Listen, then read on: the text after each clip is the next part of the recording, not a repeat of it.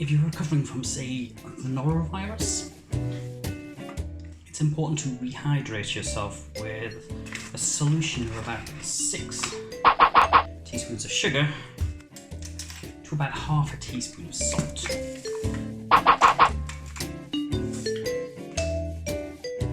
This helps replenish any fluids that have been somewhat violently expelled. Anyway, speaking of infectious shit that ruins your life for a couple of days every year, university league tables.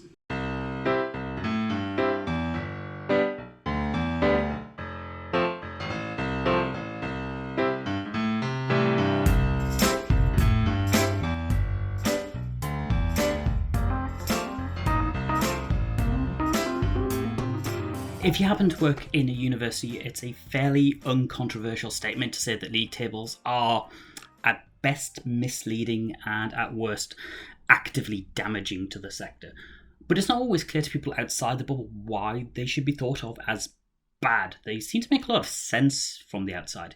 If you're a student or applying for a university place, you've probably had a glance at one or two when making decisions about where to apply for and what offers to accept.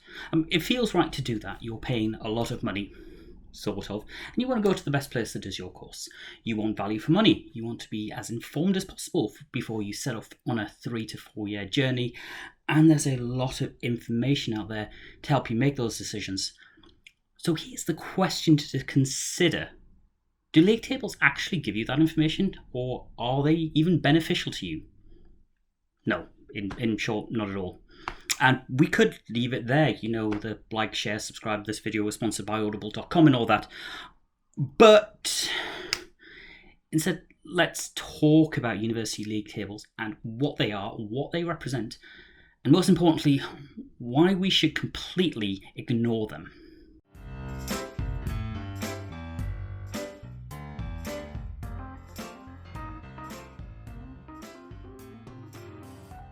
The idea behind ranking universities is that some media organisation, which may or not be trusted, produces a table of universities and ranks them from 1 to however many by some set of criteria, whatever those criteria may be.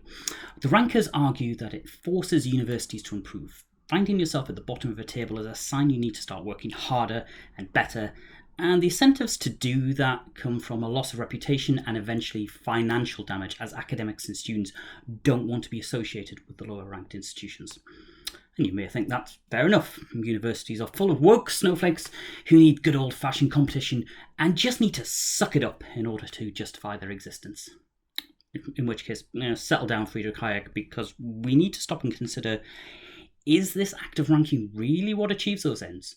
What are universities actually incentivized to do by rankings and league tables? Or even more broadly, what do you think universities are for?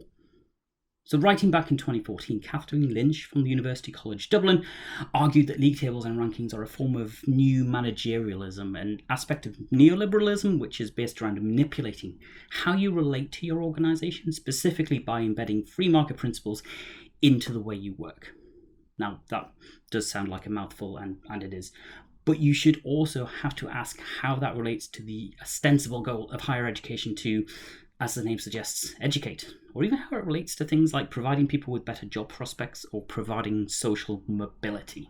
The act of ranking subtly changes the language we use to even talk about our work. When we say things like top universities or student experience, they sound at first like neutral objective terms, but on deeper examination they reveal a changing nature of what a university does. Not to provide education, not to help people improve, not even to contribute to social mobility, but to be seen, to be perceived as delivering a customer service. Rankings don't tell us what a university is. They control what it does, and what a university now does is exist to climb the ranks, nothing more. Writing in 2021, Jelena Brankovic summed up the fundamental problem with the idea of ranking as distinct from any other measures of quality control. The dramatic proliferation of all kinds of rankings over the past several decades has further helped institutionalise the imaginary of the modern world as a stratified order. With apologies to the scientists in the audience who get a bit squeamish around complicated sentences like this. Whose actors are imagined as continuously striving to overtake those they are compared with. In this imaginary, we are constructed as competitors in the purest sense. What we all compete for is the favour of those who produce rankings and their audiences, the favour which is as a rule scarce and therefore never equally distributed. In a ranking there can only be one best, one second best, and so on. What follows from this is that in principle and in practice, no matter how well everyone performs in absolute terms, there will always be the same number of positions available from one ranking cycle to the next. It is precisely the zero-sum aspect that separates rankings from ratings, standards, benchmarks, and other methods of evaluation and comparison. This would all be fun and games, except that under free marketisation of higher education, universities coming last would be, to paraphrase a number of UK ministers from the last decade, allowed to fail. And yet again, you might also say, that's fine, it's the free market, there are losers. And where would we end that pressure? Out of the 100 or so higher education institutions in the United Kingdom, how many will be allowed to fail? There will always be that bottom slot, that high-risk relegation zone. Do we stop when we have 100 universities left? 90? 50? Even in a ranking of just 2, someone always loses. Do they also get deemed inferior and worthy of failure? But to be less facetious, we all know it will only be the universities mostly serving local or working class areas that will be allowed to fail.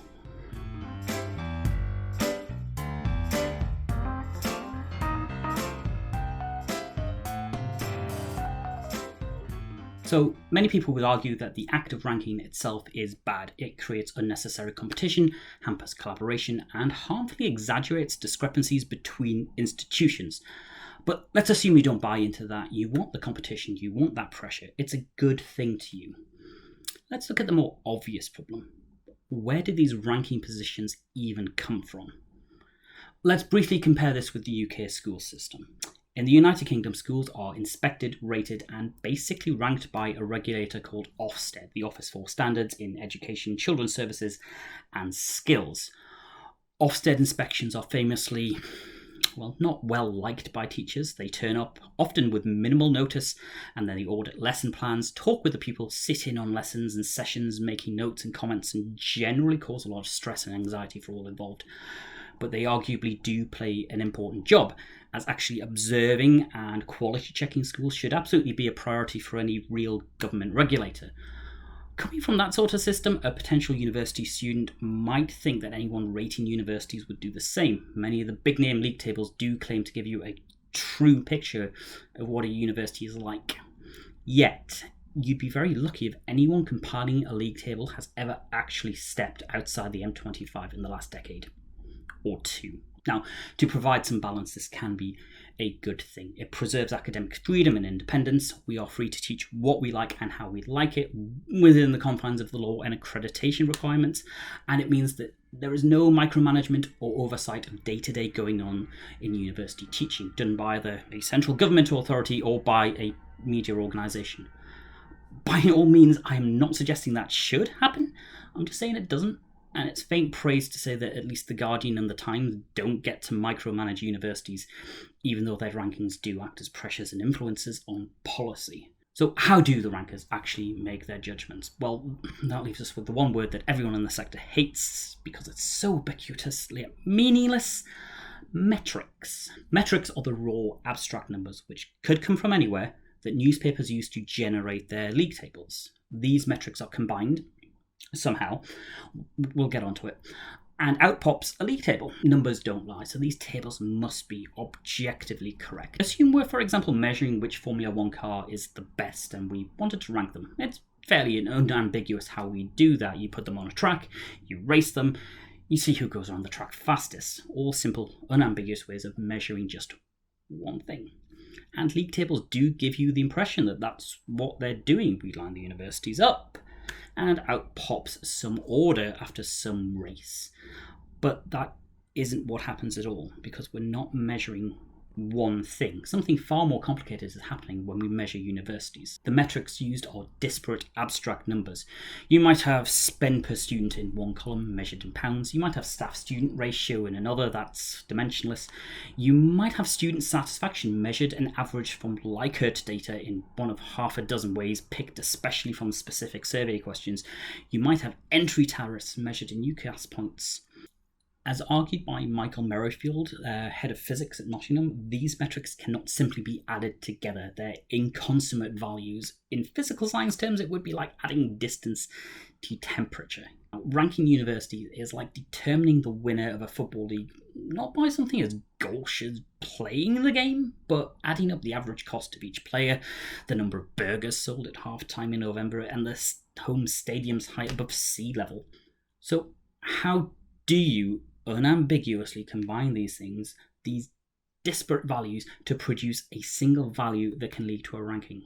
Well, you can't. At least not without some system to give weight to each one, which again will be arbitrary. And these things change between different league tables. While the rankings generally agree that, say, Oxford and Harvard are very good and deserve to go to the top, they often disagree on first or second place. And further down the list into the middle ground, the results vary wildly. This might seem trivial if all you care about are the battles for star podium positions, but managerial decisions made by higher education institutions depend entirely on climbing up those tables, and how they climb and how far and what decisions are made are all down to which league table you focus on and how those are interpreted. Again, if you are a current undergraduate or potential applicant, you should absolutely care about this, because those management decisions are focused on improving league table positions, not necessarily improving your experience, education, or potential prospects. Further, what numbers do you include? And even more importantly, what numbers do you not include? University league tables don't include things like Gini coefficients to measure equity between students, and nor do they look at any measures of awarding gaps between privileged and minoritized groups. Many metrics included in worldwide rankings are strongly biased against universities in the global south because they make fundamental assumptions about reputation that are built on, completely uncritically, assuming that good universities are Western and English speaking. No ranking in the United Kingdom, to anyone's knowledge, looks at widening participation initiatives, but they do usually include graduate salaries, a measure with a very strong geographic correlation more than anything else. This choice is, to quote some of my colleagues, an inherently political act, which we'll return to later. Let's look at an in-depth example with the University Impact Rankings from the Times Higher Education Supplement, which look at the impact that universities have using the United Nations Sustainable Development Goals as a jumping-off point. The basic methodology for 2019 stated that there are 17 new within G17, the top 3 scores out of the main event and final scores go from scores on each SDG is still so that the highest score from each question is 100. Fairly transparent in the grand scheme of things, but at no point does the methodology answer the simple question of why choose only a particular subset of goals, why these points should be added together in this fashion, or why universities get to carry only their top 3 scores with the rest effectively ignored. That pick and mix method allows universities to submit data that avoids them being measured on things you would consider essential when making an impact, such as gender equality, tackling poverty, or even actually providing a quality education. The ranking allows universities to be measured on completely different criteria because of this, and still attempts to rank order them on the same list anyway. The detail of the whole headache-inducing 100-page method document gives the impression of analytical objectivity at the smaller scale, but it's all built on a foundation of arbitrary choices of what to measure, what to ignore, and how many points to give. If you change those even slightly, you change the rankings, and sometimes not very slightly. So, at its core, any attempt at university ranking is not a measure of objective quality, but a reflection of editorial policy. We can also look at the Complete University Guide, an independent and supposedly definitive ranking that's existed since about 2007. The method here produces some odd and somewhat unusual looking results. For instance, a second place university scores 100% overall, even though the component scores are 92, 86, 98, 95, and one not applicable, which we'll get onto later. Now, I'm happy to accept that's an odd side effect of the Complete Guide's way of mashing Z-scores together to come up with this overall ranking, but the result is still pretty odd looking and inexplicable. It's even more galling if you flick to the other end of the table and look at the bottom ranked universities, where it's really clear they're only at the bottom because these are not research intensive departments. Again, that is entirely an editorial choice of what to ignore and what to give weight to. If we dive into the method document of the Complete Guide, we begin to see that this is pretty much by design, or lack of any consideration for design. The method statement caveats almost every measure with known systematic issues that can affect it, but makes no attempt to statistically address them. If a university takes on more Scottish students, then the Scottish higher system means that the university's entry tariff will be higher in a way that isn't necessarily meaningful. They also openly admit they don't know how to count foreign credentials. Their measure of spend on facilities only looks at the central university spend, so will not count expenses by independent colleges or university partners. And it also mentions that academic services spend is manipulated by national products, including the Bodleian Library and National Computing Centres, giving higher scores to universities just for hosting them. The NSS score, the only measure that approaches measuring teaching, is randomly divided by 3 to avoid it having undue influence on the ranking. But then again, the complete guide does say correctly that the NSS score is not a reliable measure of teaching, though it goes on to use it as a measure of teaching anyway. And most damning of all, the method statement specifically says that universities with widening participation programs such as foundation years or contextualized offers will be actively punished for it by having a lower entry tariff. No adjustment is made for that. Put another pin in that one, we will come back to it later. Let's be clear here, to recap. The supposedly definitive independent ranking of universities in the United Kingdom specifically says in its methodology statement that the data used does not actively reflect what a league table claims to do.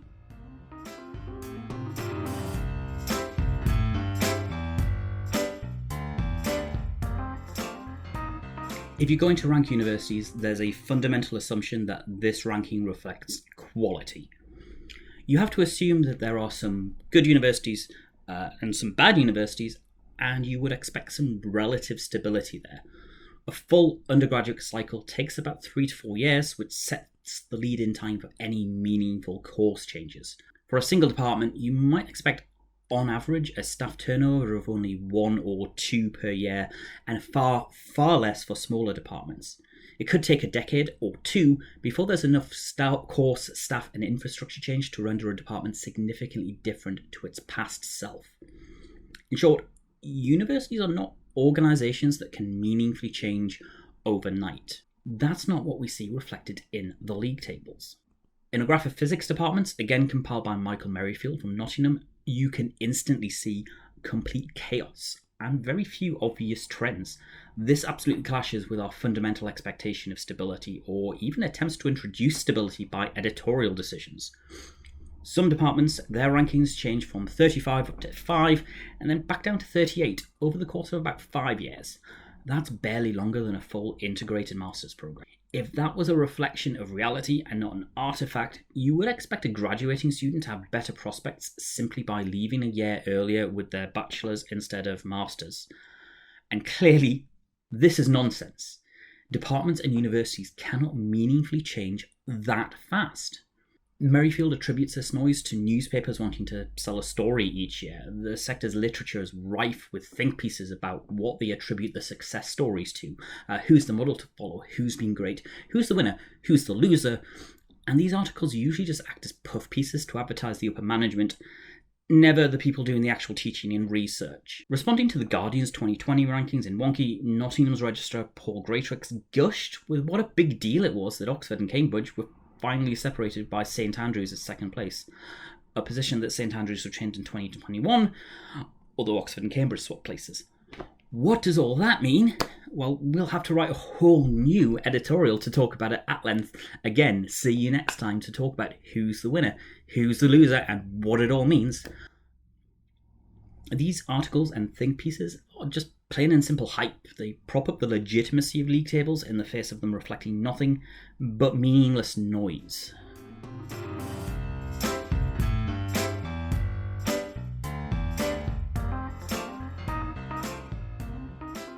If you check the Guardian's university rankings, they rank university teaching through 9 statistical measures. Again, not actually looking at or evaluating the teaching directly, just looking at proxy metrics, including wages and some NSS results. One of these measures is the entry tariff. The idea here is that the average prior grades for a university's cohort is a judge of the peers you might study with.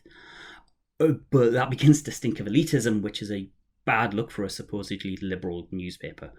A university may just raise its rank simply by excluding students with weaker entry qualifications and ride a wave of already privileged and academically aligned students without putting in much effort.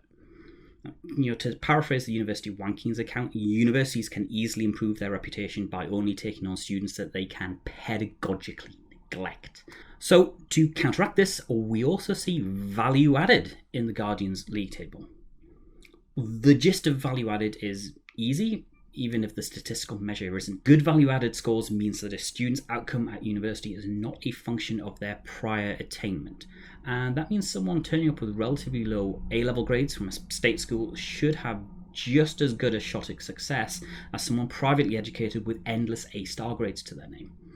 And if you're honest with yourself, this is probably the only measure of education quality worth measuring. I mean, I like the idea of this measure. It certainly helps me feel better about my job if my distinction level star student isn't there purely because they got all the best head starts in life that you could ask for. So, in theory, any university penalised in the rankings by having a low entry tariff should have it compensated for by a higher value-added score to help balance out the potential elitism problem.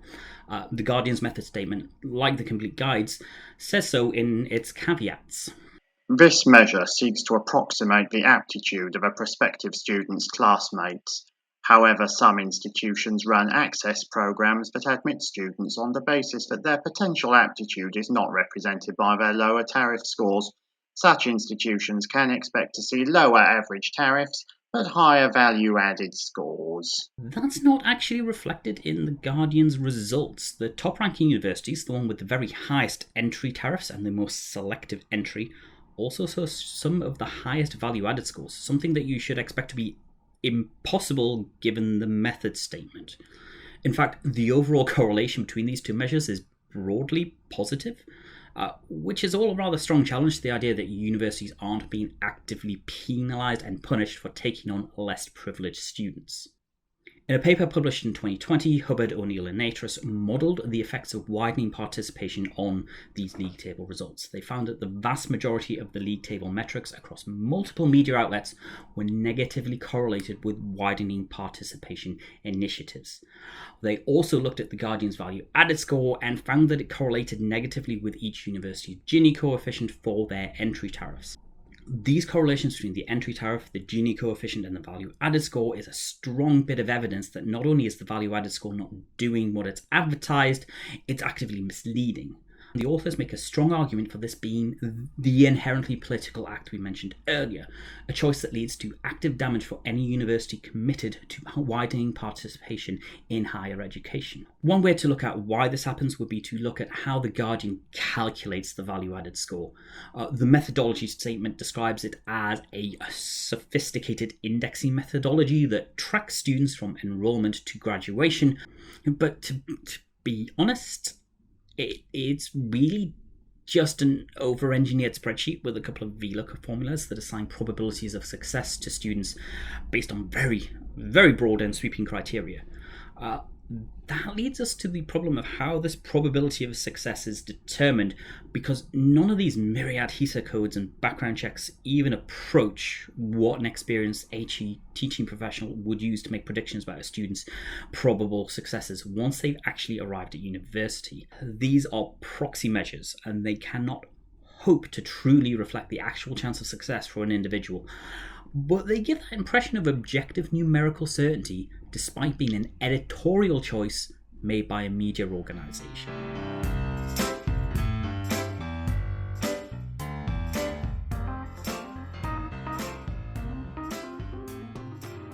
One of the key teaching metrics that can be said to bother to do anything as radical as look at actual teaching is the National Student Survey. Every year since about 2005, every graduating finalist has been eligible to complete the NSS. It's a big thing, I won't lie about that, and it gains a lot of attention. The aim of the survey is to provide feedback to departments and universities in order to improve their courses. But let's be frank and honest here, the comments and statistics are rarely ever useful for doing that.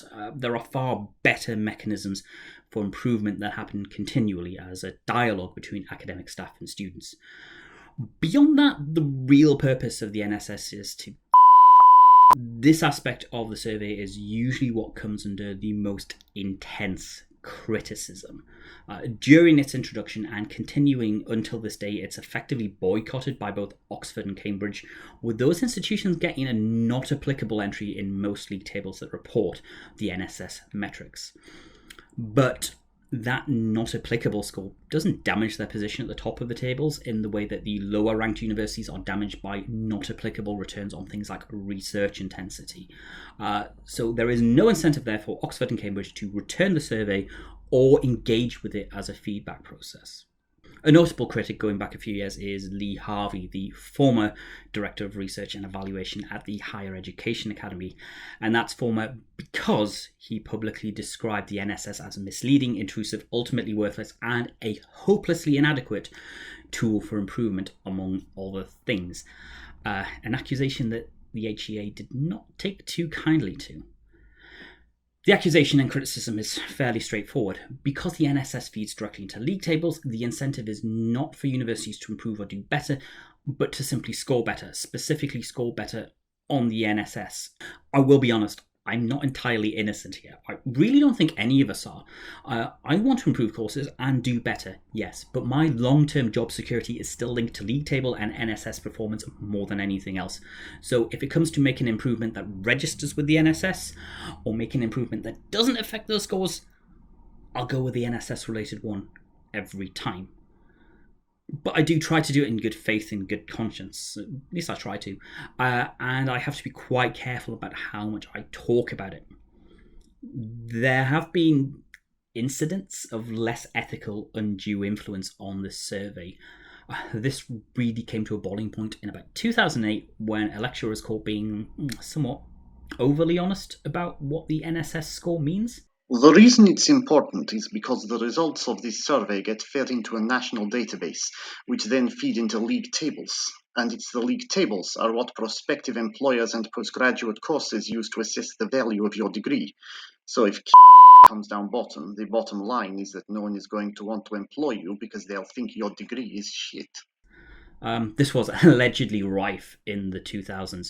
Now, Ipsos Mori, who administer the poll, and the Office for Students, who now commission it, have very tight rules about what academic staff are and aren't allowed to tell students about the survey and how to influence it. A lot of these rules are absolutely understandable, whether or not you agree that the link to league tables and employment is objectively true. You definitely cannot use the survey as a legitimate tool for improvement if you just straight up tell everyone to give you the top score. But one key problem is that academic staff in universities are banned from telling students how to interpret the question. Fair enough about undue influence, but flip that requirement around a little bit. How do we know that respondents are interpreting the questions as we intended it? When students answer the question on feedback, what do they view as feedback? When they're asked about timely feedback, what does timely even mean? And the short answer is that we don't know, and we can't tell anyone how to interpret it. And while that's fine to stop undue influence, it's also a serious barrier to making sense of the results and using them for year-on-year improvement, even internally, even within the same institution. This is only compounded when we consider comparing between universities. They're not all the same. They don't draw from the same demographics. The interpretation of questions will differ.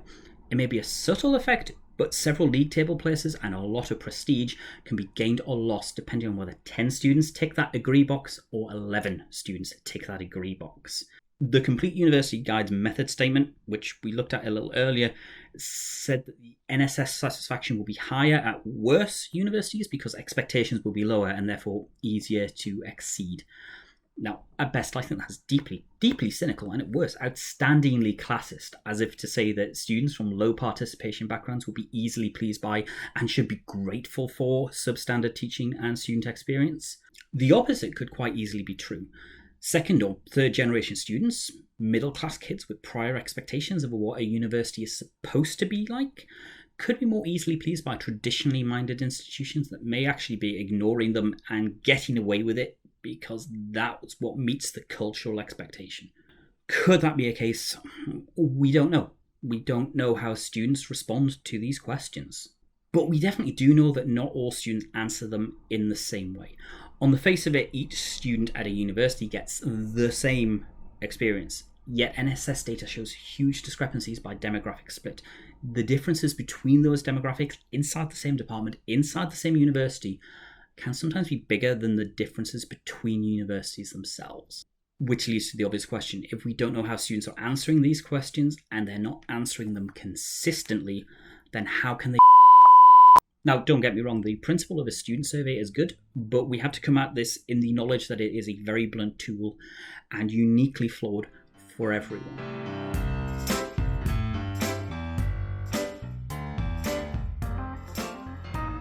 Of course, changing the system from the perspective of universities is difficult.